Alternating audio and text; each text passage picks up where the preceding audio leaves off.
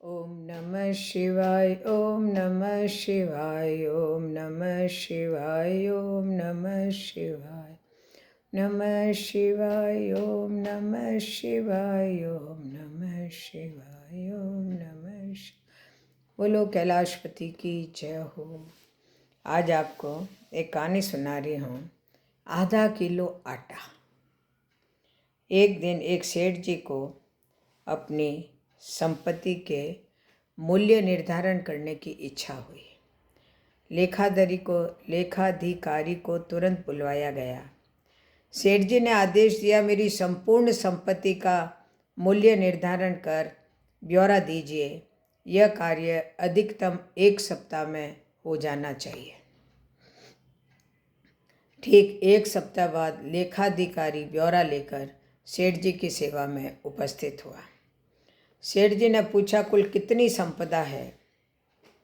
तो उसने कहा, लेखाधिकारी बोला, सेठ जी, मोटे तौर पर कहूँ तो आपकी 7 पीढ़ी बिना कुछ किए धरे आनंद से भोग सके इतनी संपदा है आपकी।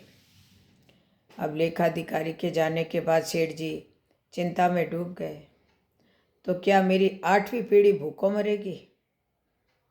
और रात दिन इसी चिंता में रहने लगे। तनावग्रस्त रहते भूख भाग चुकी थी।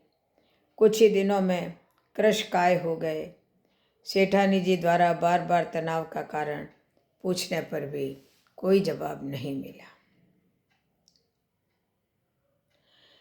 सेठानी जी से सेठ जी की यह हालत देखी नहीं जा रही थी। मन की स्थिरता व शांति का वास्ता देकर सेठानी ने सेठ जी को साधु संत के पास सत्संग में जाने को प्रेरित कर ही लिया। सेठ जी भी पहुंच गए एक सुप्रसिद्ध संत समागम में। एकांत में सेठ जी ने संत महात्मा से मिलकर अपनी समस्या का निदान जानना चाहा। महाराज जी, मेरे दुख का तो पार ही नहीं है। मेरी 8वीं पीढ़ी भूखों मर जाएगी। मेरे पास मात्र अपनी 7 पीढ़ी के लिए पर्याप्त इतनी ही संपत्ति है। कृपया कोई उपाय बताएं कि मेरे पास और संपत्ति आए और अगली पीढ़ियां भूखी न मरे। आप जो भी बताएं, मैं अनुष्ठान विधि आदि करने को तैयार हूँ। सेठ जी ने संत महात्मा से प्रार्थना की। संत महात्मा ने समस्या समझी और बोले, इसका तो हल बड़ा आसान है। ध्यान से सुनो। बस्ती के अंतिम छोर पर एक बुढ़िया रहती है, एकदम कंगाल और विपन्न। न कोई कमाने वाला है और न वह कुछ कमा पाने में समर्थ है। उसे मात्र आधा किलो आटा दान दे दो। यदि वह यह दान स्वीकार कर लें तो इतना पुण्य उपार्जित हो जाएगा कि तुम्हारी मनोकामना पूर्ण हो जाएगी। तुम्हें अवश्य अपना वांछित प्राप्त होगा।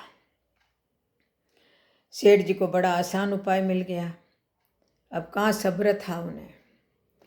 घर पहुंचकर सेवक के साथ 1 कुंटल आटा लेकर पहुंच गए बुढ़िया की झोंपड़ी पर।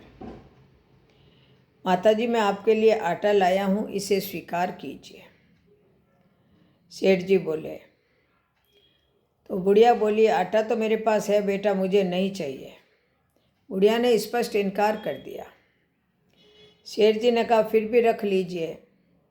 बुढ़ी माँ ने कहा, क्या करूँगी रख कर, मुझे आवश्यकता ही नहीं है। सेठ जी बोले, अच्छा कोई बात नहीं, 1 क्विंटल ना सही, या आधा किलो तो रख लीजिए।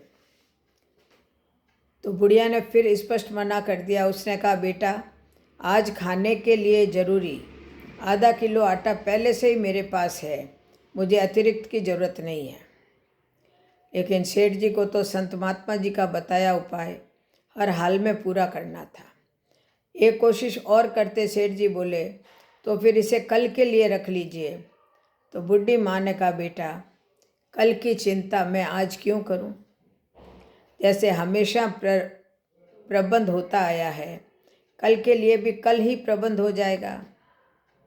इस बार भी बुढ़ी माँ ने लेने से साफ इनकार कर दिया। अब सेठ जी की आंखें खुल चुकी थी।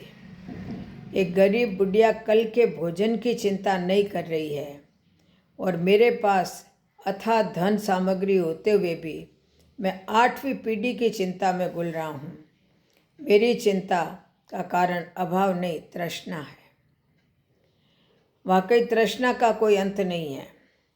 संग्रहखोरी तो दूषण ही है। संतोष में ही शांति व सुख निहित है। पल की तो खबर नहीं है और चिंता कल की हो रही है। बोलो जय श्री राम, जय श्री राम, जय जय श्री राम, जय जय श्री कृष्ण।